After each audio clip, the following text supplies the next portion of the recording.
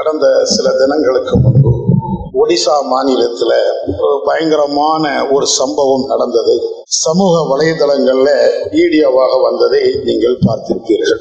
என்ன செய்தி என்றால், ஒரு பெண் இறந்து விட்டாள். அந்த பெண்ணுக்கு பேங்க்ல அக்கவுண்ட் இருக்கிறது, கணக்கு இருக்கிறது.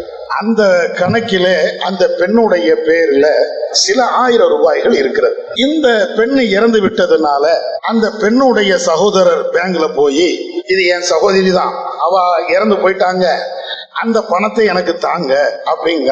உடனே பேங்க்ல உள்ள ஆட்கள் வழக்கமா என்னமோ அவங்க தான் கரெக்ட், நம்ம எல்லாம் திருட வந்திருக்கிறோம், கொள்ளையடிக்க வந்திருக்கிறோம் மாதிரி ஒரு மாதிரியா பார்வை பார்ப்பாங்கல்ல, இதே பார்வை அங்கேயும் இருக்குது. உடனே அவங்க என்ன சொல்லி இருக்கிறாங்கன்னா, தர முடியாது, அக்காவா இருக்கட்டும் தங்கச்சியா இருக்கட்டும் தரவே முடியாது. எப்பங்க தருவிய?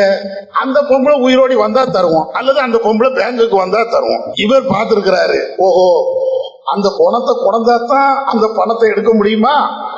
உடனே போனாரு, குழிய தோண்டினாரு, புதைக்கப்பட்ட அந்த பணத்தை அப்படியே தோண்டி எடுத்து, அது எலும்பு கூட வேற ஆகி போயிடுச்சு, அதை தோல்ல போட்டுக்கிட்டு வந்துட்டாரு. வந்து பேங்குல உள்ள நுழைஞ்ச உடனே எல்லாரும் வராத வராத, மனுஷனை பார்த்தா பயப்பட மாட்டான், எலும்பு கூட பார்த்தா அவ்வளவுதான் பேய் வந்துருச்சுன்னு சொல்லிட்டு எல்லாருமே திமுன்னு வெளியே வரான். ஏன்டா இப்படி வந்த? நீங்க தானே சொன்னீங்க பணம் வந்தா தான் பணம் கிடைக்கும் சொன்னீங்கல்ல, என்ன இருக்குது பணம், பணத்தை தான். அவன் கரெக்டா லாஜிக் பேசுறான். இன்னும் சொல்ல போனால் பழங்குடி படித்தவர்களா இல்லையான்னு தெரியல, இருந்தாலும் நீ ஆள் வந்தா தான் பணம் தருவேன்னா, ஆமா பணத்தை கொண்டாந்துட்டான், பணத்தை தான். கடைசி இந்த வீடியோ வைரல் ஆனோன்னு அந்த பேங்குக்கு எல்லாருமே ஒரு கண்டன குரல் எழுப்புறாங்க. என்ன, ஒரு அப்பாவி ஒண்ணுமே தெரியாதவன் அவன்கிட்ட போய் நின்னுகிட்டு நீ என்னத்தை பேசுறீங்க? ஏன் அந்த 20,000 ரூபாய் பணத்தை கொடுத்துட்டா என்ன? அவன் தான் அந்த பெண்ணுடைய சகோதரன், அதை வெரிஃபை பண்ணிக்கிடுங்க. ஏன்னா வேற எவனும் சொல்லிட்டு வாங்கிடக்கூடாது. சரிதான், அவனுடைய ஆதார் கார்டு இருக்கும், அல்லது வேற ஏதாவது ஐடென்டி ப்ரூஃப் இருக்கும், அல்லது அவங்க வீட்டுக்கே போய் இவர் தானா அப்படி ஊர்ஜிதம் பண்ணி கையில கொடுத்துட வேண்டியதானே. உன் காசா உன் அப்பன் வீட்டு காசா? அந்த பெண்ணுடைய காசு சகோதரன் கேட்கலாம், கொடுத்துட்டு போக வேண்டியதானே. இப்படின்னு எல்லாரும் பேசின உடனே நம்ம ஆட்கள் வழக்கமா ஒரு டக்கால்ட்டி வேலை பார்ப்பான். அது பேங்கா இருக்கட்டும், அரசியல்வாதியா இருக்கட்டும், அல்லது அரசாங்க ஊழியர்களாக இருக்கட்டும், சில பேர் விதி விலக்காது, எல்லாருமே ஒரு டக்கால்ட்டி வேலை பார்ப்பான். என்ன டக்கால்ட்டி? தான் மேல தப்பு இல்லை அப்படின்னு காட்டணும்.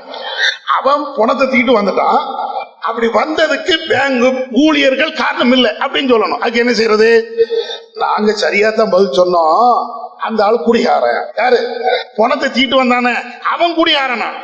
சரி, குடிகாரனா இருந்துட்டு போனா அதனால என்ன இல்ல, அதனாலதான் அவர் பணத்தை தீட்டு வந்துட்டாரு.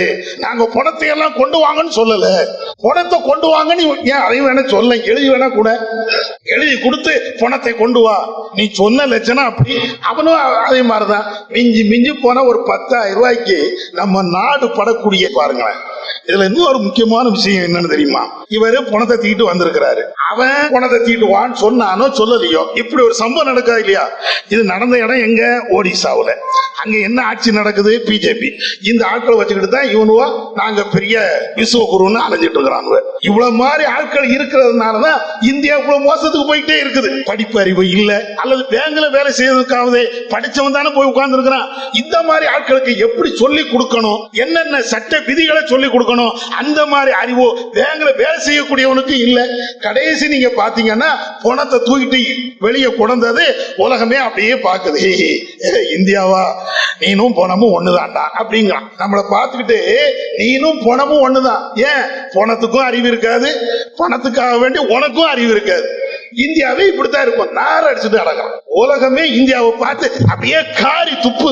இந்த லட்சணத்துல நாங்க இந்தியாவை டிஜிட்டல் உலகத்துக்கு கொண்டு போயிட்டோம். நீங்க இனிமேல் சாதாரண பரிவர்த்தனை டிஜிட்டல், எல்லாம் டிஜிட்டல், எல்லாம் கொள்ளையடிக்கிறதுக்கு. சரியா?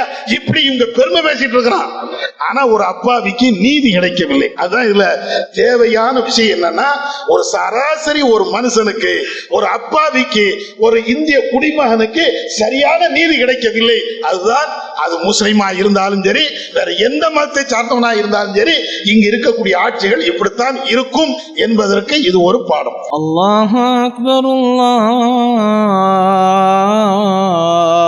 அக்பர்.